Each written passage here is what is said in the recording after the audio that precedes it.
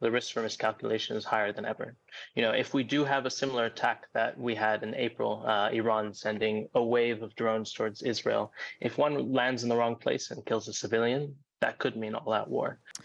Now to Lebanon, where tensions are rising on the border with Israel amid fears of a wider regional conflict with Hezbollah.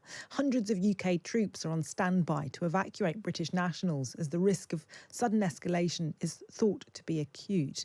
We're joined by Beirut-based journalist now, Will Christou. Welcome along, Will. Good evening. Good evening. Thanks for having me.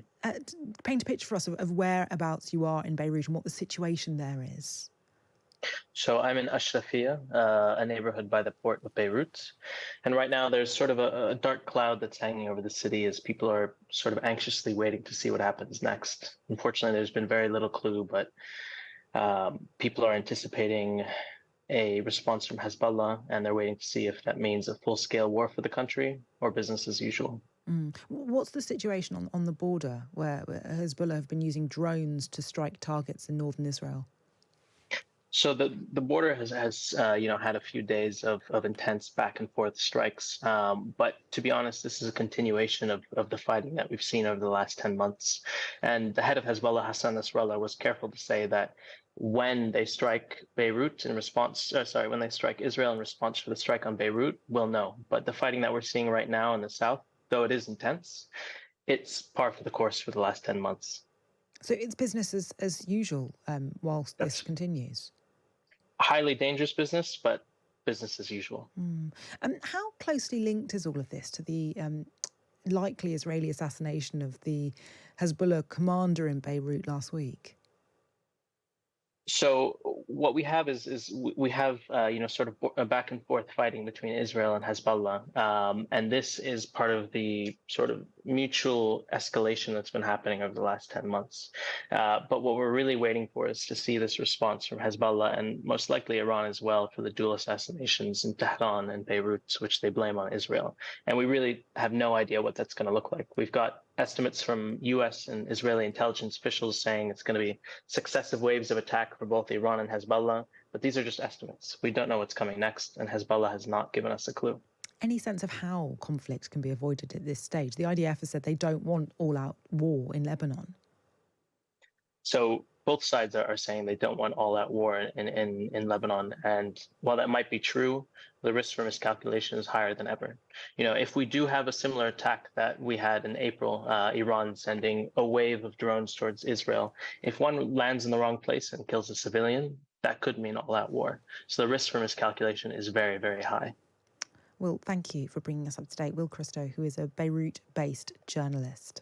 1,000 British military personnel have been put on standby in case 16,000 British nationals currently in Lebanon need to be evacuated. The scale of any operation could amount to something similar to what we saw in Afghanistan.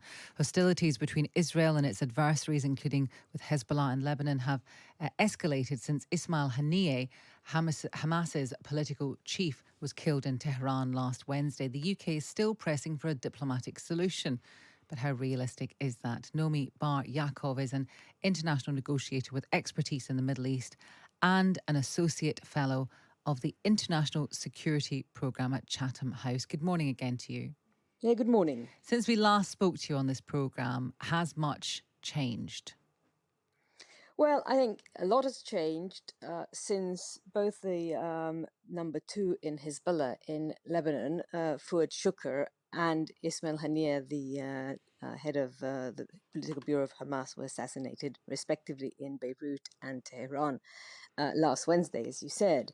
The issue is no one really knows exactly when and in what shape or form the retaliation will come, but we all know it's going to come, and that's why everybody is on standby.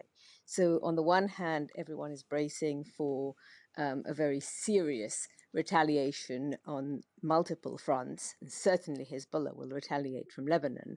And on the other hand, there's very, very serious and intensive diplomacy going on, not only British diplomacy, mainly American diplomacy, and Arabs. Jordan sent their foreign minister to Tehran immediately after the assassination to try to ensure that the retaliation won't be such that will cause escalation. I think it's the measure of the escalation that we are all working very hard to ensure. And I'm still not completely clear about what people who live and work, British people who live and work in Lebanon, for example, I mean, this applies to other countries as well. What is their status? Because there's a difference between being told, you should probably leave, to we're going to send people in to evacuate, evacuate the country, evacuate people. What is the difference, and what's the tipping point as well for it to go from the former to the latter? No, I don't think we're anywhere near the latter. There's preparations in case of an escalation. An escalation doesn't happen in one day. So, for example, UNIFIL, the United Nations force in southern Lebanon, has instructed the families to evacuate, or those on holiday, given that we're in August, sort of the height of the holiday season, not to return. But so the employees are working, and life goes on as usual in a region that is used to war. In the last 10 months, there's been a war of attrition, and certainly today there are exchanges of fire between Israel and Lebanon on the northern border. But the real question is whether this will escalate. And as I said, it does not escalate in one day. And I don't see a massive evacuations of tens of thousands of Brits taking place. Nomi, thank you very much. That's Nomi Bar Yaakov. She is from Chatham House. Okay.